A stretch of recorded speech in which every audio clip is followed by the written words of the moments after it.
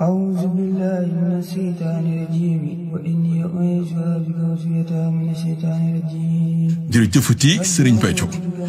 jërëjëfaat Serigne Béthio Soxna Aïda Saliou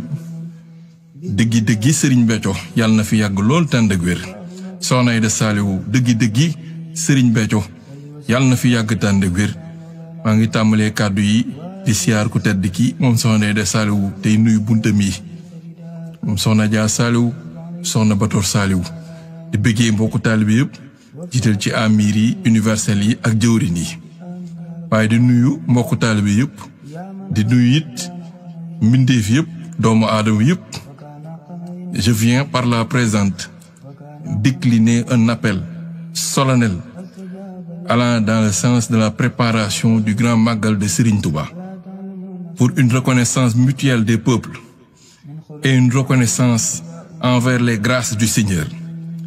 pour un décloisonnement et un déplafonnement. À tous ceux qui sont épris d'une soif de voir l'humanité réunie par une reconnaissance mutuelle et une reconnaissance envers leur unique origine, raison d'être et destination. Dieu, au spirituel,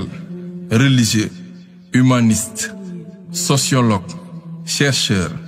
homme de culture, intellectuel, panafricain et j'en passe,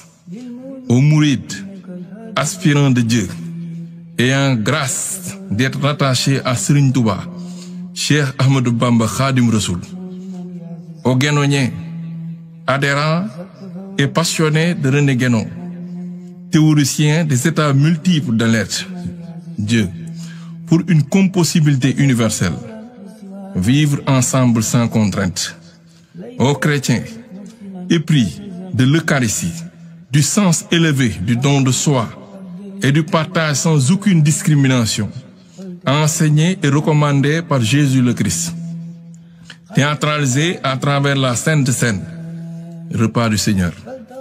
point de convergence avec l'islam à travers la sourate Al-Maïda, la table servie. Aux Akbariens, disciples de Mouhidine Ibn Arabi, autour de l'œuvre qu'il a renommée Sagesse des prophètes, à travers lequel il démontre ô combien les prophètes sont des porteurs d'un seul message divin, selon des circonstances de temps et de lieu, suivant des formes diverses et adaptées à la configuration mentale des peuples de leur époque. À Souleymane Bachir Diagne, enfant du Sénégal par son ancrage et du monde par son ouverture, à travers sa quête d'une connaissance mutuelle des peuples autour de l'humanité, par son appropriation du concept d'Afrique australe, Ubuntu, d'origine bantou, qui signifie nité, humanité vitale en wolof. À Samuel Huntington, auteur de l'ouvrage dénommé Choc des civilisations, où il annonce l'inévitable collision des civilisations au regard de leur fixation pathologique sur les formes par une méconnaissance de l'unique réalité qui les anime, le principe. Je vous informe et vous convie à plus de méditation sur la signification intrinsèque du grand Magal de Serigne Touba que Soxna Aïda Diallo prépare par l'organisation d'un chant Action de grâce à Dakar Arena, infrastructure d'une grande envergure, le 31 mai 2025 au fin de manifester sa joie à l'approche du grand Magal de Serigne Touba, de manifester son engagement avec ses disciples à œuvrer dans le sens de célébration du Magal de Serigne Touba, de partager avec le monde l'esprit de Serigne Béthio Thioune dans sa conception du monde et son appréhension du Magal de Serigne Touba, de partager les grâces avec tout le monde,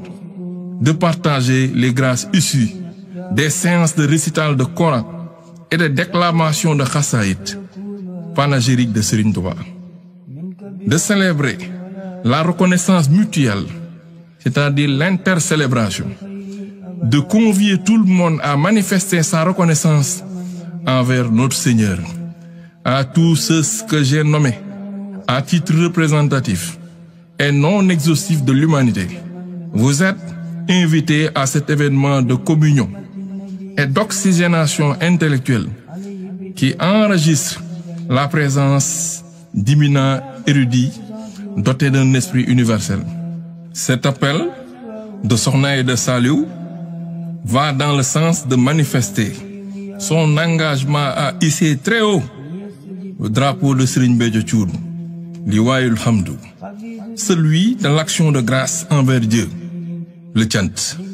Longue vie à Sokhna Aïda Saliou Diallo. Longue vie à Sokhna Aïda Diallo. Jërëjëfati Serigne Béthio Thioune, votre mbokku talibé Amir Babacar Gueye. حبك يا من إنه مجيد